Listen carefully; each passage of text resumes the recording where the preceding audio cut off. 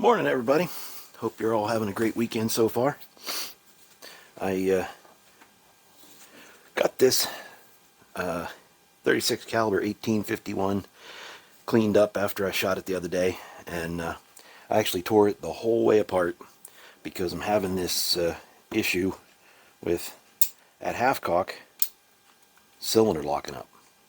And I'm pretty sure I have figured out what the problem is. Going to try to fix that today. I ordered a critical parts kit for 1851, and what I'm going to be replacing the hammer, because right here this little cam really wore out on the original hammer. Actually worn way down, and this one looks great, looks much better. In fact, the hammer's in a little better condition. And while I'm in there, I might replace the bolt. I'm going to inspect the other one. I'm going to assume that this came out of the same gun and they've already been worked together. So we'll see if I need to replace both of them.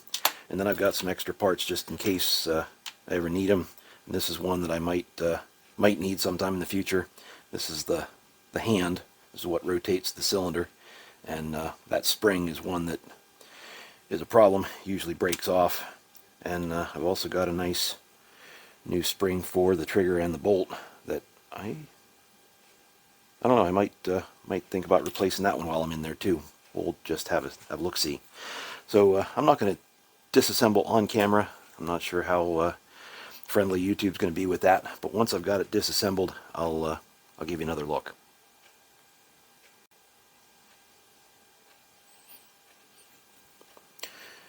Alright, so we got the frame pretty much disassembled, pulling the hammer out right now, and this is the hand.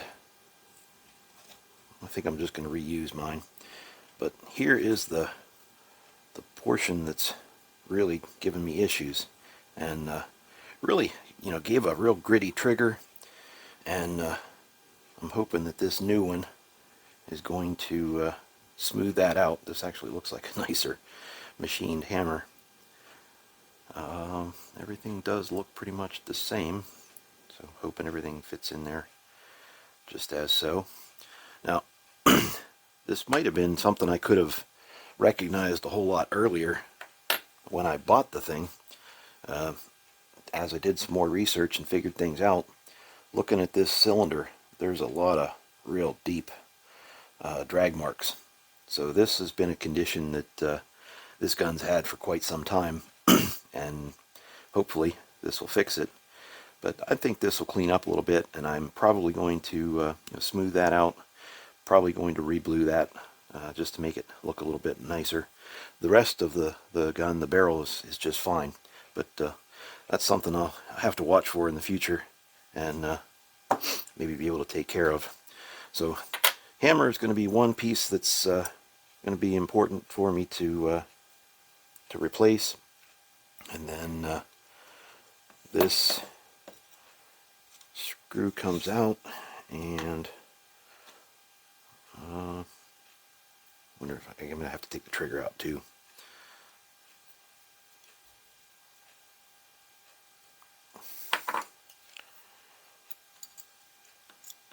To get at the bolt.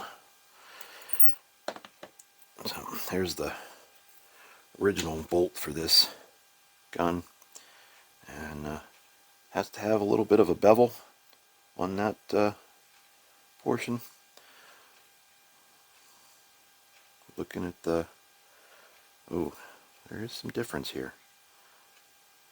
That bolt stop is a little bit thicker on the new one. I don't know, we're going to put it in, try it out. If I have to do a little bit of file work, we'll do a little bit of file work. So we'll put it in and test it out, see how it goes.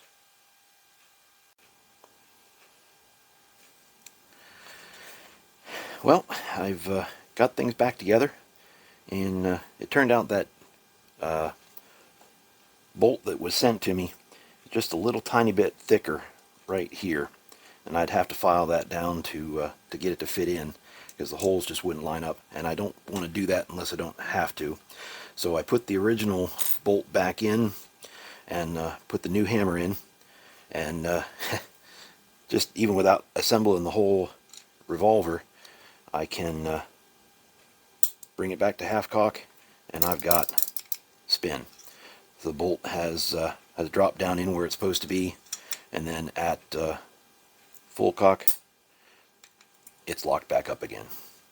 So what's happening is inside the mechanism, this bolt, as you draw the hammer back, it gets pulled up on top of the cam, and that's what holds the bolt down out of the way. And then when you pull the trigger, it snaps back down and resets. So this being worn out was what was giving me the really, really bad gritty trigger, and was also allowing that bolt to ride past it whenever you pull it back to half cock, and not locking it up like it should have. So we're going to get her all back together, and we'll do a little further test, but it should be good now.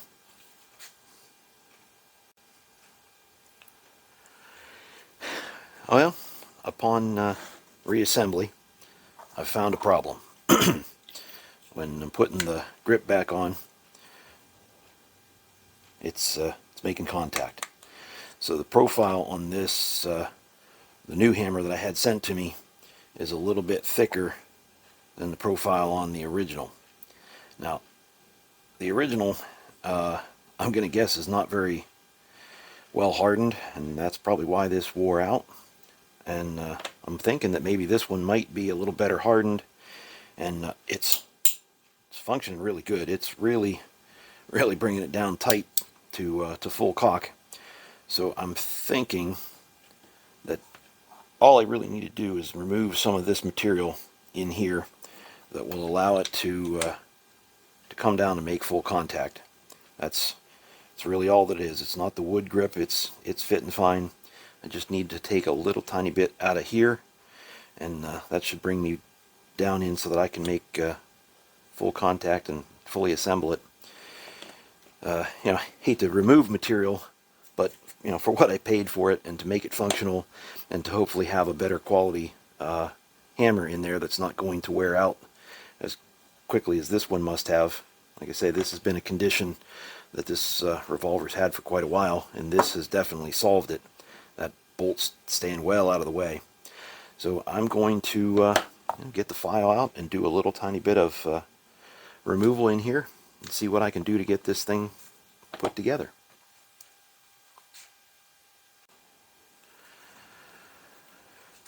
Alright, we're kind of just in the process. What I've done is just started to let back in here to the brass frame a little bit, so that the little bit of a bigger hump on the back of the hammer will clear. So I got it to half cock. I tried to bring it the whole way back, and you can see where it's rubbing some brass on the hammer. So I'm not going to try to bring it back the whole way until I take it back off and let a little bit more out of there. But that's how we're going to fix that issue of not having enough clearance. And originally it's got a little notch back here for the roller that's on the back of the hammer, and I'm going to see if I can find my little tiny file, and we'll put that notch back in there as well. So we're coming along, we're getting there.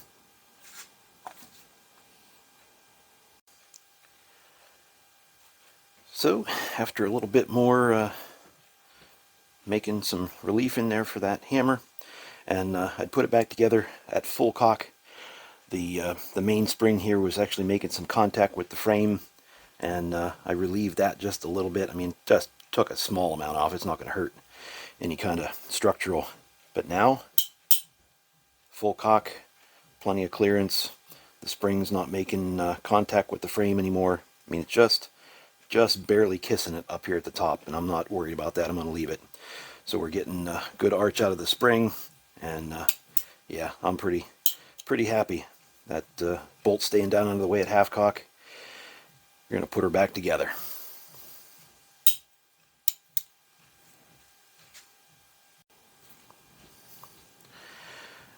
Well, got her all back together, and she's functioning just like she should. Got a nice free spin there at half cock. Comes to full cock. There's plenty of clearance in the frame. When you let down, comes right into where it should. I don't want to just drop the hammer. It's not good for the nipples.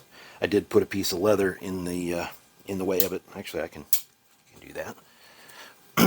But to protect it, she does a good full hammer strike. I'm sure that it's going to be just fine. So pretty happy with it. Got it all, nice and cleaned up. Got her polished. She's looking better, and now she looks nice and sweet in the old Slim Jim holster. All right, I think I'm going to call that a win. Hope everybody's doing well. Take care. Have a good one. Thank you.